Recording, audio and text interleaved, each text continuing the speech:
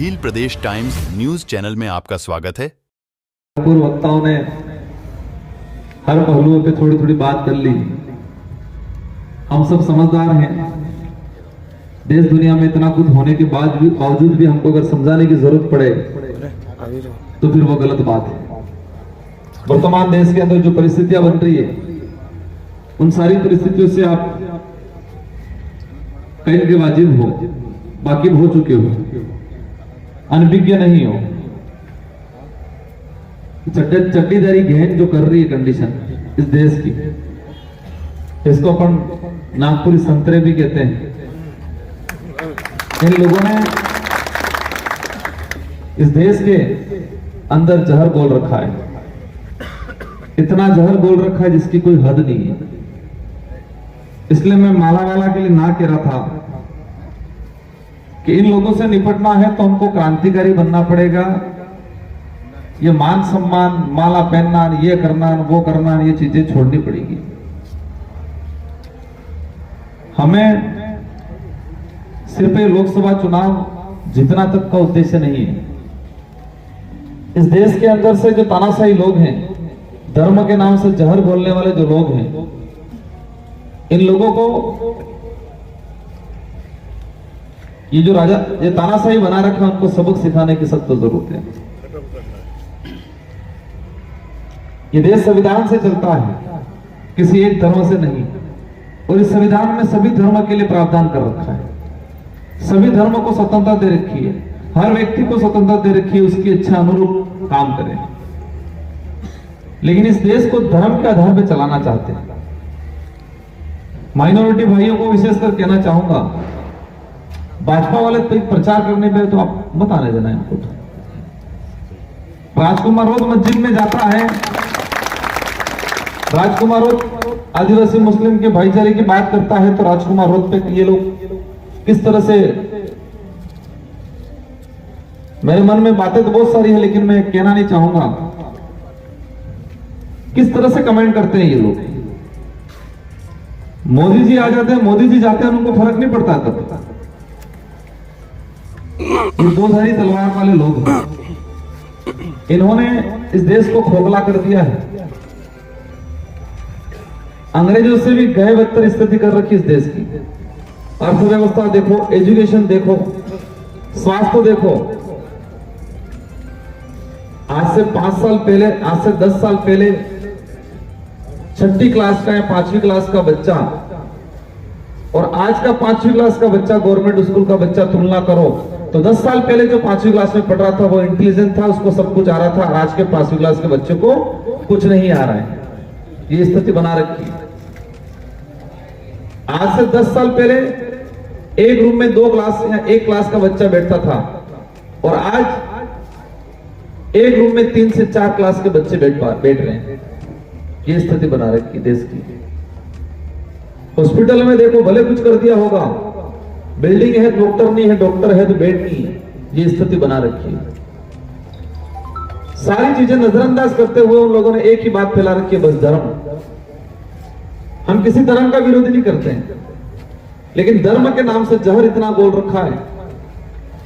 मणिपुर में देखा होगा, इंसान इंसान को मार के खा रहा है, इंसान इंसान को मार के खा रहा है। इस तरह से तानाशाही, इस तरह से जहर बोल रखा है, धर्म के नाम से नफरत पैदा कर रखी है। इसलिए हमको ये, हम कह रहे हैं यहां से मंच से कह दिया, हमको जितना है जिताना है, लेकिन हम ग्राउंड पे काम नहीं करेंगे तो मतलब नहीं है। मुझे संतुष्टि मिल जाएगी माला पहन के, आपको संतुष्टि मिल जाएगी माला पहना के, लेकिन हमारा उद्देश्य पूरा नहीं हो पाएगा। अभी मैं आ रहा था, हमारे मुस्लिम समाज की एक बहन मिली, उन्होंने कहा, राजकुमार जी आप हो, मैं 3-4 दिन से आपका प्रचार कर रही हूं, लेकिन हमारे लोगों ने उनको चिन्ह क्या वो नहीं बता पाया। और उस बहन ने कहा कि आपका वो चिन्ह बेट है, बेट का प्रचार कर रही हूं। मैंने कहा बेट नहीं, हॉकी स्टिक है। हम यहां मंच पे साझा कर लिया, लेकिन हमारी बहन बेटियों को नहीं बता पाए चिन्ह क्या है। वो 4 दिन से प्रचार कर रहे हैं, लेकिन उनको बेचारे को सिंबल नहीं पता है। राजकुमार के नाम से किसी ने कह दिया होगा बेट, किसी बीजेपी वाला मिला होगा जानबूझ के डाइवर्ट करने के लिए। और राजकुमार के नाम से बेट दिला भी दिया है। एक राजकुमार के नाम से जो फर्जी राजकुमार जो फॉर्म भरवाया है उसको बेट दिला दिया है। और किसी ने कह दिया है हम यहाँ पर मंच सजा करके हम यहाँ सब कुछ कर रहे हैं, लेकिन हमारी बहन बेटियों को तो पता ही नहीं है। और वो बेचारी हमारे बेट का प्रचार कर रही है। राजकुमार को बेट मिला था, एक सही में एक राजकुमार को बेट मिला है, सही में एक राजकुमार को बेट मिला है। आरएसएस की चाल है कि राजकुमार के नाम से फर्जी दो फॉर्म भरवाए, उनको एक बेट और एक छड़ी जैसे हॉकी स्टिक जैसा दिखता है वो जैसा दिला दिया है। इसलिए इस क्षेत्र के अंदर माइनॉरिटी का जितना वोट है 100% वोट पड़ना चाहिए, क्योंकि ये लोग इतना जहर बोल रखा है। और इस सॉल्यूशन यही है कि हम यहां से सीट निकालें और दिल्ली के सदन में इस क्षेत्र के अंदर धर्म के नाम से जहर बोलने वाले लोगों को खदेड़े तरीके से, यही सॉल्यूशन है। इसलिए सारे पदाधिकारियों से मेरा विशेष अनुरोध है 3 से 4 दिन के अंदर किस बूथ पे किस इलाके में हमारे कितने वोटर हैं और उन वोटरों तक हमारा सिंबल नहीं जाता है तो फिर हमारा मंच पे ओनली फॉर भाषण देने से मतलब नहीं है। मुझे बहुत तकलीफ हुई अभी, वो बहन प्रचार कर रही है मेरा, लेकिन बेचारी को सिंबल नहीं पता है। और किसी ने कह दिया कि आपका बेट है राजकुमार का। आरएसएस का आईटी सेल प्रचार कर रहा है, चुनाव आयोग से जो अलॉटमेंट हुआ बैलेट पेपर उसमें राजकुमार बेट, एक फर्जी राजकुमार है उसका बेट है। हमारे बहन बेटियों तक वो पहुंच रहा है, लेकिन हम हमारा सिंबल नहीं पहुंचा पा रहे। इसलिए सभी साथियों से मेरा अनुरोध है, हमें लड़ना है, तरीके से लड़ना है। आपने देखा होगा कोरोना काल के अंदर गरीब लोग, मजदूर लोग अपने बच्चों को सर पे उठा के, अपना सामान उठा के, बॉम्बे से कोई बिहार जा रहा था, बॉम्बे से कोई उत्तर प्रदेश जा रहा था, तो कोई बॉम्बे से राजस्थान आ रहा था।